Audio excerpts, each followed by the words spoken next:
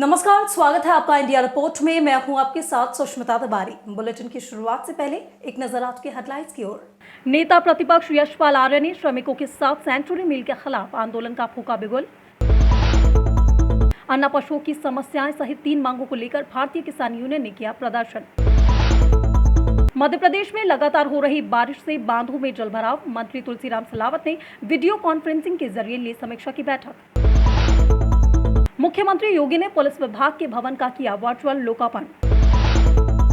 कानपुर का नानाराव पार्क बना सियासी अखाड़ा। नगर निगम के काबिज बीजेपी के मेयर ने लगाया पार्क में घूमने टहलने पर शुल्क। बिल्हौर बार एसोसिएशन द्वारा तहसीलदार कोर्ट का 1.5 माह से कार्य बहिष्कार जारी। नवजात की मौत पर हंगामा। पीड़ित परिवार ने लगाया पैसे न देने पर प्रसव न कराने का आरोप। और आइए शुरू करते हैं अब खबरों का सिलसिला। लालपुर में सेंचुरी पेपर मिल के श्रमिकों द्वारा पिछले 28 दिनों से जारी धरना प्रदर्शन में आयोजित महापंचायत में प्रदेश के नेता प्रतिपक्ष यशपाल आर्य ने समर्थन देते हुए श्रमिकों के साथ लोकतांत्रिक तरीके से संघर्ष करने का आह्वान किया है। इस दौरान यशपाल आर्य ने कहा कि श्रमिकों का उत्पीड़न बर्दाश्त नहीं किया जाएगा। बड़े दुर्भाग्य की बात है कि आज सेंचुरी पेपर मिल के श्रमिक पिछले 28 दिनों से धरना प्रदर्शन कर रहे हैं, जिनके सुनने वाला कोई नहीं है। सेंचुरी प्रबंधन श्रमिकों की खामोशी को कमजोरी ना समझे। यदि आंदोलन ने अपना विकराल रूप धारण कर लिया है तो उसकी जिम्मेदारी मिल प्रबंधन और प्रशासन की होगी। धरना स्थल पर घंटों तक चली जनसभा के बाद नेता प्रतिपक्ष यशपाल आर्य के नेतृत्व में सेंचुरी पेपर मिल के मुख्य द्वार पर कूच करने की रणनीति के बाद प्रशासन में हड़कंप मच गया, जिसके बाद यशपाल आर्य ने श्रमिकों को आश्वासन देते हुए कहा कि इस मामले को वो उत्तराखंड सदन में उठाएंगे। अब ये लड़ाई श्रमिकों की नहीं है, ये लड़ाई उनकी खुद की है। इस आंदोलन को आगे ले जाने के लिए व्यापक रणनीति बनाई जाएगी और वो खुद इस प्रदर्शन में शामिल रहेंगे। देखिए सचिन गुप्ता की इस रिपोर्ट के जरिए। अपने अधिकारों के लिए हमारे स्थानीय मजदूर और अन्य मांगे हैं, वायु प्रदूषण है, जल प्रदूषण को लेकर किस तरह से उसका रोकथाम किया जाए, उसको लेकर 28 दिन से हमारे कर्मचारी और हमारे संगठन के लोग, शंकर जोशी जी हमारे प्रधान हैं, युवा नेता हैं, उनके नेतृत्व में यहाँ पर लगातार धरने पर बैठे हुए हैं। लेकिन प्रशासन मैनेजमेंट जो है लालकुआ सेंचुरी का, वो बात करने को तैयार नहीं है। हमारा कहना है कि वार्ता से ही समाधान होता है, रास्ता निकलता है और ये नौजवान शांतिपूर्ण तरीके से आंदोलन में यहाँ पर बैठे हैं, शांतिपूर्ण तरीके से अपने हक हकूक़ के लिए। प्रशासन की उद्दंडता कहिए, उनकी दंभ कहिए, उनका अहंकार कहिए, ये ठीक नहीं है। और मेरा मानना है कि अगर समाधान नहीं होता है, हर चीज़ का समाधान बातचीत से ही है। हर बड़े बड़े युद्ध हैं, बड़े बड़े मामले होते हैं, मसलाहत होते हैं, वो मिल बैठकर ही उसका समाधान होता है और रास्ता निकलता है। यहाँ पर सभी विभिन्न जो राजनीतिक दल हैं, सबका समर्थन इस मूवमेंट को मिला है। महोबा में भारतीय किसान यूनियन अराजनैतिक द्वारा अन्ना पशुओं की समस्याओं के साथ 3 मांगों को लेकर कलेक्ट्रेट में प्रदर्शन करते हुए जिला अधिकारी को ज्ञापन सौंपा है। ज्ञापन के माध्यम से अन्ना पशुओं को हो रही समस्याओं के साथ साथ बिजली कनेक्शन में रिश्वतखोरी और किसानों की फसल बीमा भुगतान की मांग शामिल है। कलेक्ट्रेट में भारतीय किसान यूनियन अराजनैतिक के जिला अध्यक्ष उपेंद्र गोस्वामी के नेतृत्व में इकट्ठा हुए किसानों ने प्रदर्शन करते हुए 3 सूत्रीय मांगों को ज्ञापन जिलाधिकारी को सौंपा है। ज्ञापन के माध्यम से मांग की गई थी कि महोबा में अन्ना पशुओं की समस्याओं के चलते किसान काफी परेशान हैं। आवारा घूम रहे अन्ना पशुओं को किसान की फसलों को खेतों में जाकर बर्बाद कर रहे हैं।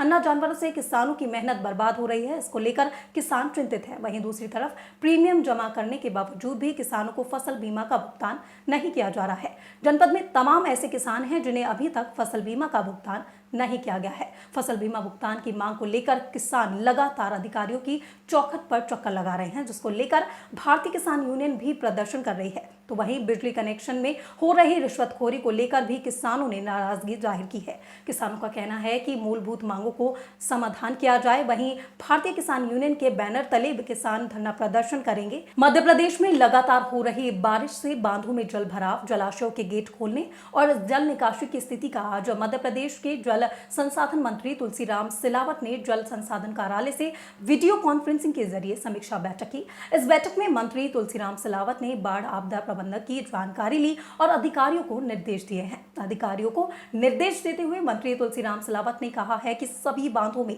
जल भराव की स्थिति की प्रतिदिन समीक्षा की जाए। बांध से पानी छोड़ते समय ध्यान रखें कि वो किसी तरह की जनहानि, मवेशियों व फसलों को नुकसान न हो।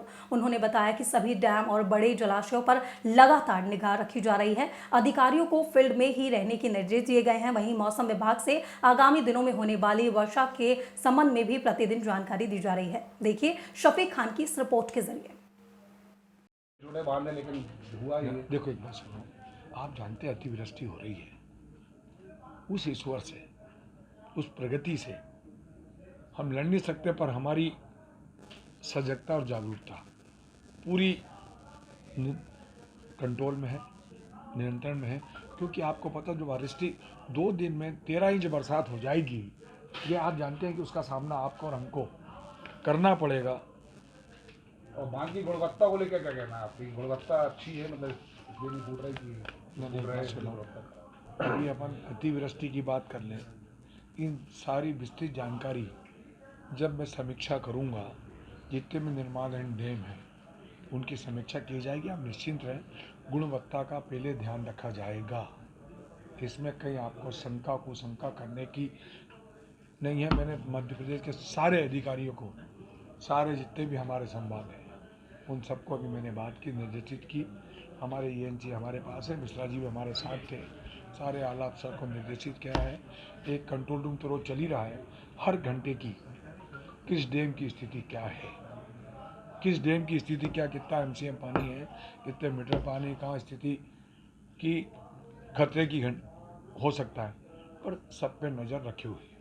कानपुर नगर निगम के एक फैसले पर इन दिनों जमकर सियासत हो रही है। नगर निगम कार्यकारिणी की बैठक में महापौर प्रमिला पांडे और नगर आयुक्त ने ऐतिहासिक नाना राव पार्क में अब एंट्री अब शुल्क लगाने का निर्णय किया है, जिस पर कार्यकारिणी की बैठक में समाजवादी पार्टी के पार्षदों ने अपना विरोध जताया था। अब क्षेत्रीय समाजवादी पार्टी के विधायक अमिताभ वाजपेयी ने इसके खिलाफ मोर्चा खोल दिया है। अमिताभ वाजपेयी आज अपने समर्थकों के साथ नाना राव पार्क पहुंचे और सुबह धरना दिया। अमिताभ वाजपेयी का कहना है कि सरकार और नगर निगम के स्वच्छ वायु पर भी टैक्स लगा रही है और ये दुर्भाग्यपूर्ण है। अमिताभ वाजपेयी का कहना है कि किसी भी निजी मॉल में घूमने फिरने का कोई टैक्स नहीं लगता, तो फिर क्या नाना राव पार्क में ये टहलने आने वाले लोगों से शुल्क क्यों लिया जा रहा है?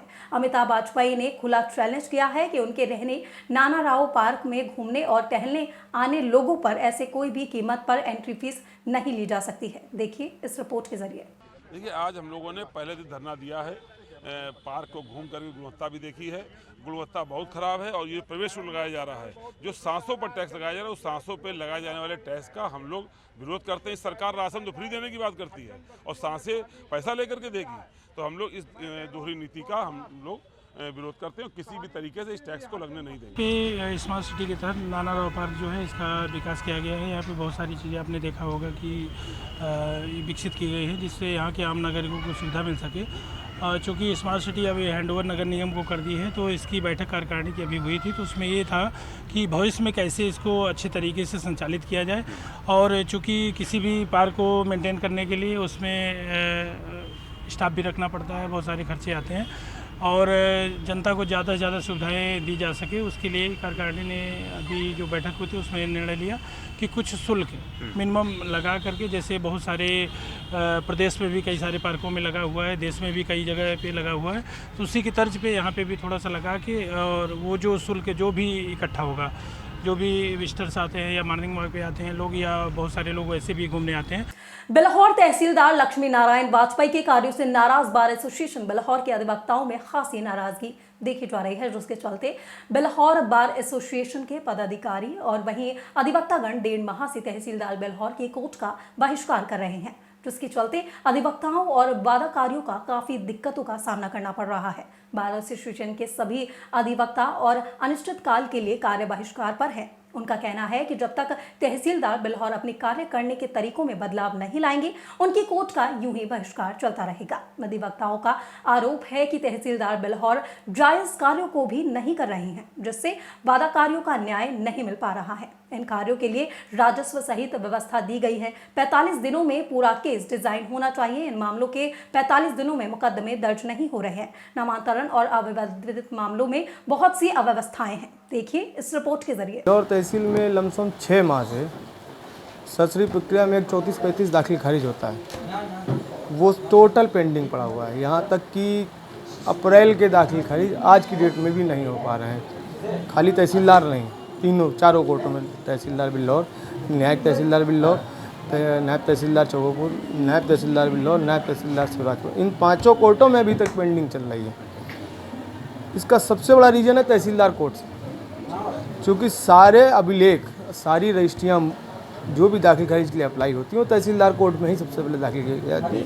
वहीं से सारे डिवाइडेशन होते हैं, किस कोर्ट में जानी चाहिए, किस क्षेत्र का मामला है।